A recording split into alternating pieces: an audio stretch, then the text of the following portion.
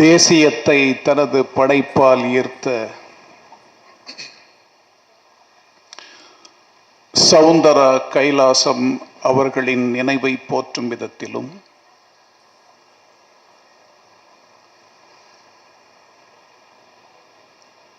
இலக்கிய சிந்தனை என்ற ஒரு அமைப்பின் மூலம் படைப்பு சார்ந்த எண்ணங்களை கொண்டும் படைப்பின் மீதான ஆர்வத்தின் மூலமாகவும் எழுந்து நின்ற இளம் படைப்பாளிகளுக்கு இலக்கியத்தை பற்றிய பரிச்சயத்தை தந்ததன் மூலமாகவும் எழுத்து அறக்கட்டளையின் மூலம் படைப்பாளிகளை அவர்களினுடைய தளம் இதுதான் என்று வாசகர்களுக்கு கொண்டு சேர்க்கும் விதத்திலே அவர்களை அடையாளப்படுத்தி பரிசு வழங்கக்கூடிய ஒரு அமைப்பின் மூலமாகவும் தமிழுக்காக தன்னை நிலைநிறுத்திய மேன்மை தங்கிய ப. சிதம்பரம் ஐயா அவர்களோடும்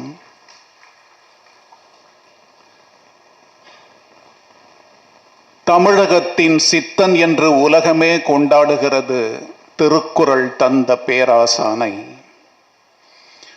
அவன் தந்த மறைக்கு உரை கண்டு தமிழுக்கான அடையாளத்தை தனதாக்கி இருக்கக்கூடிய கவி பேரரசு வைரமுத்து அவர்களோடும்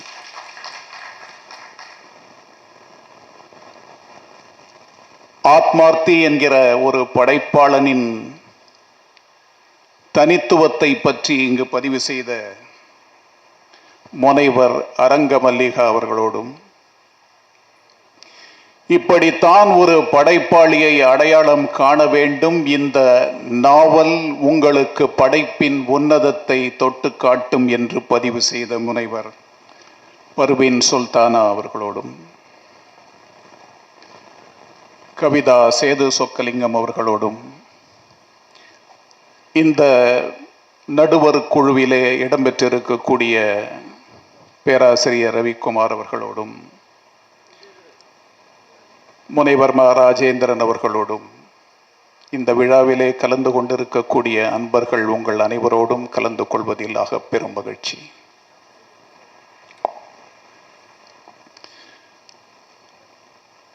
தேவதாஸ் என்கிற இந்த நாவல் பற்றிய பார்வையை பரந்த ஒரு விதத்திலே பர்வீன் சுல்தானா அவர்கள் பதிவு செய்திருக்கிறார். படைப்பெனும் பெருவழி உலகத்தினுடைய மொழிகளை எல்லாம் தாண்டி நிற்கக்கூடிய பரந்துபட்ட ஒரு வெளி. அந்த வெளியிலே படைப்பாளிகள் தங்களுக்கான தனித்துவத்தோடு என்றுமே தங்கள் பயணத்தை தொடர்வார்கள். தன்னை அறிந்துவிட்ட ஒரு படைப்பாளி இதுதான் தான் என்று தன்னை அடையாளப்படுத்துவதும், இந்த விதத்தில்தான் இந்த மானுடம் தன்னை அறிந்து கொள்ள வேண்டும் என்பதை உலகுக்கு தருவதுமான படைப்புகளின் மூலம் இதுதான் படைப்பு என்பதை இந்த உலகத்திற்கு அவர்கள் எடுத்து காட்டுவார்கள்.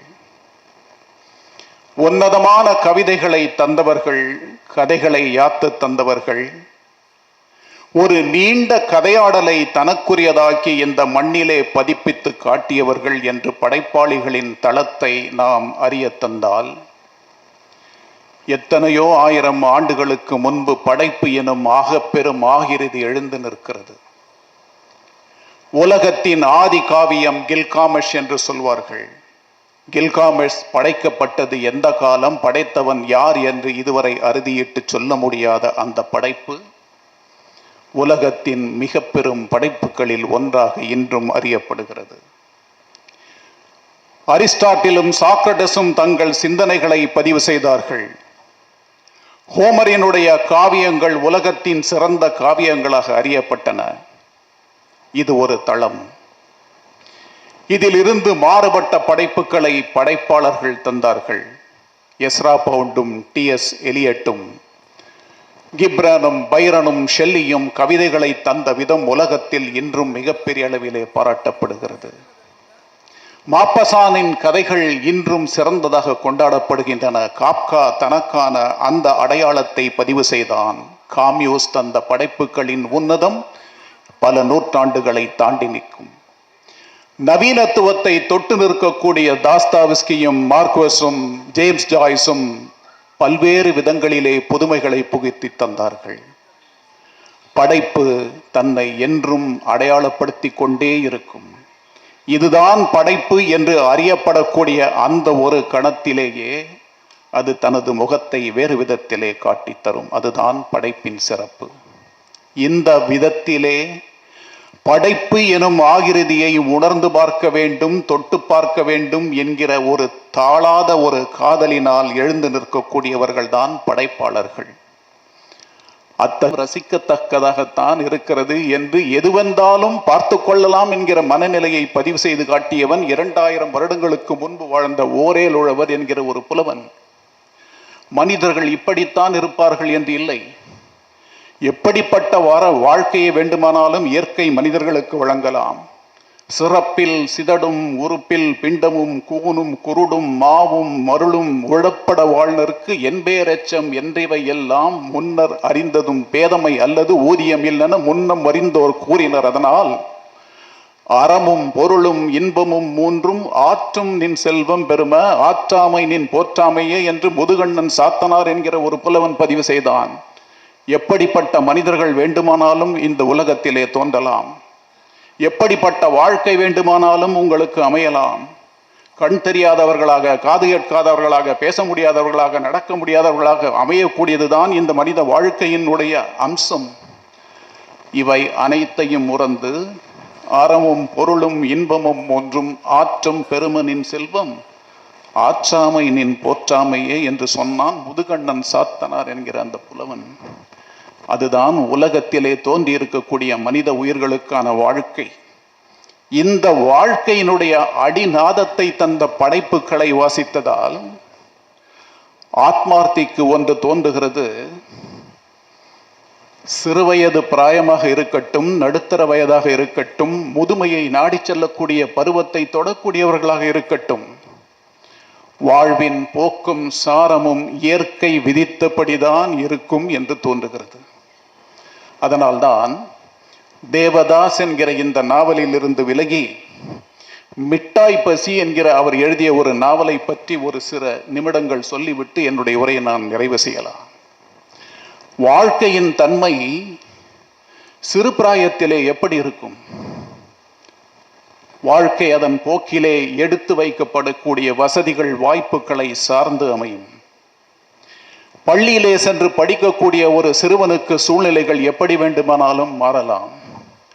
தான் அறியாது செய்யக்கூடிய ஒரு சிவறு ஆகப்பெரும் விளைவாக மாறி அவன் வாழ்க்கையை சிதைக்கலாம். மனித வாழ்க்கையின் போக்கு எப்படி என்பதை அந்த நாவலிலே அவர் பதிவு செய்திருக்கிறார்.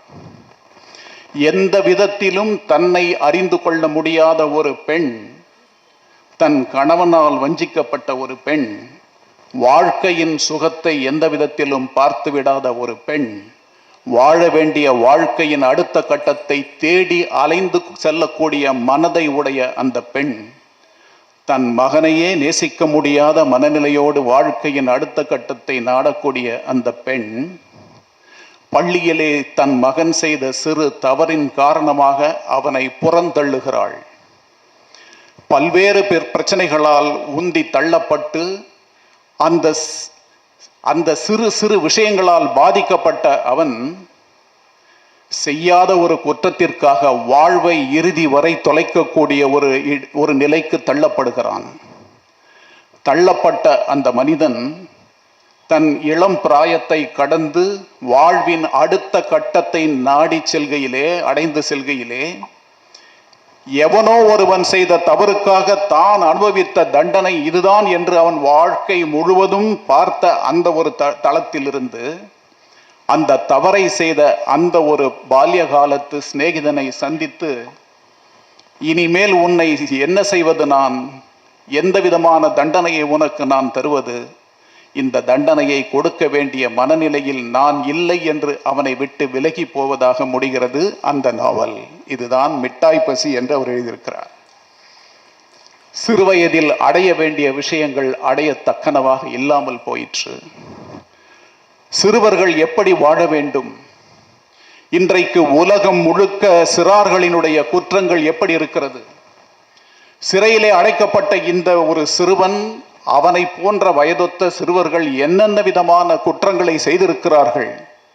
குற்றங்களை செய்திருக்கக்கூடிய சிறுவர்களின் மனநிலையும் வாழ்வின் போக்கும் எந்த விதத்திலே செல்கிறது? இவற்றை எல்லாம் படம் பிடித்து காட்டியிருக்கிறார் ஆத்மார்த்தி அந்த நாவலிலே. நாஞ்சில் நாடன் வாலி, சுக்ரீவன், அங்கதன் வதைப்படலம் என்று ஒரு கதை எழுதினார். அந்த கதையிலே நவீனத்துவத்தை அடைந்துவிட்ட இந்த சமுதாயம், இளம் சமுதாயம், பள்ளியிலே படிக்க வேண்டிய காலகட்டத்திலே தங்கள் வாழ்க்கையை நவீனத்துவம் சார்ந்து, வசதி வாய்ப்புகள் சார்ந்து எவ்வாறு தொலைக்கிறார்கள் என்பதை பதிவு செய்தார். ஆசிரியரை கேலிக்கு உள்ளாக்கக்கூடிய மாணவர்கள், ஒரு காலகட்டத்திலே ஆசிரியர் நடந்து வந்தால் எழுந்து நின்று மரியாதை செலுத்தக்கூடிய மாணவர்கள் இருந்த காலம் போய் ஆசிரியர்களை கண்டமாத்திரத்திலே கேலிக்கு உள்ளாக்கக்கூடிய மாணவர்களாக, ஆசிரியர்களை கண்டமாத்திரத்திலேயே அவர்களை தாக்கக்கூடிய மனநிலைக்கு செல்லக்கூடிய மாணவர்களாக இந்த இளம் சமுதாயம் மாறி இருக்கிறது என்பதை அந்த ஒரு கதையிலே நாஞ்சில் நாடன் பதிவு செய்திருந்தார். ஆசிரியர்களுடைய மனநிலையும் மாணவர்களுக்கு படிப்பிக்க வேண்டும் என்பதிலிருந்து விலகி அவர்களுக்கு டியூஷன் எடுப்பது, மாலை வேளைகளிலே வேறு விதத்திலே வருமானம் ஈட்டுவது என்று மாறி நிற்கிறதே, இதுதான் சிறார்களினுடைய வாழ்க்கையின் தரம் குறைவதற்கான காரணம் என்பதை பதிவு செய்த அந்த கதையின் போக்கிலிருந்து சற்று விலகி, ஆத்மார்த்தி அந்த கதையிலே மிட்டாய் பசி என்கிற அந்த நாவலிலே இளம் சிறார்கள் எந்த விதத்திலே பாதிப்புக்குள்ளாக்கப்படுகிறார்கள் என்பதை பதிவு செய்திருக்கிறார். இதை போல தனது சிந்தனையை சித்திரங்களாக வடித்து காட்டியிருக்கிறார் ஆத்மார்த்தி. அவருடைய பல கவிதை படைப்புகள், அவருடைய கட்டுரைகளை பற்றி வாசித்தாலும் ஒரு உதாரணத்தை என்னால் சொல்ல முடியும். இராணுவத்திலே சேர வேண்டிய மகன் விதிவசத்தால் ஒரு விபத்திலே சிக்கி மரணம் அடைகிறான். தந்தையை கேட்கிறார்கள், நாட்டுக்காக அவனை கொடுத்திருந்தால் நான் சந்தோஷப்பட்டிருப்பேன், ரோட்டுக்கல்லவா கொடுத்து விட்டேன், என்ன செய்வது என்று அங்கு அழைக்கிறார். மனித மனம் தாக்கப்படும் விதங்களை, மனித மன அவசங்களை, மனிதர்களுக்கு இடையே பிளவுபட்டு நிற்கக்கூடிய எண்ணங்களின் ஓட்டங்களை, வாழ்க்கையை மனிதர்கள் எந்த விதத்திலே கொண்டு சேர்க்க வேண்டும் என்கிற தளங்களை, புரிந்துவிட்ட புரியாமல் இருக்கக்கூடிய விஷயங்களை எல்லாம் தனது படைப்பின் மூலம் அணுகி பார்க்க வேண்டும் என்கிற ஒரு படைப்பாளனாக எழுந்து நிற்கக்கூடிய ஆத்மார்த்தி படைப்பின் பெருவெளிக்குள் தொடர்ந்து பயணிக்க வேண்டும். பயணம் என்பது என்றும் நின்றுவிடக்கூடியது அல்ல. படைப்பும் வாழ்வும் தொடர்ந்து சென்று கொண்டு இருக்கக்கூடியதுதான்.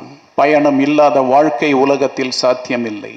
வாழ்வின் ஒவ்வொரு கணமும் நாட்களும் பயணங்கள் என்று அறியப்பட்டால் அந்த பயணத்தின் ஒவ்வொரு கணமும் அனுபவமாக மாறி நின்று அடுத்த கட்டத்திற்கு நம் மனதை எடுத்து செல்லும்.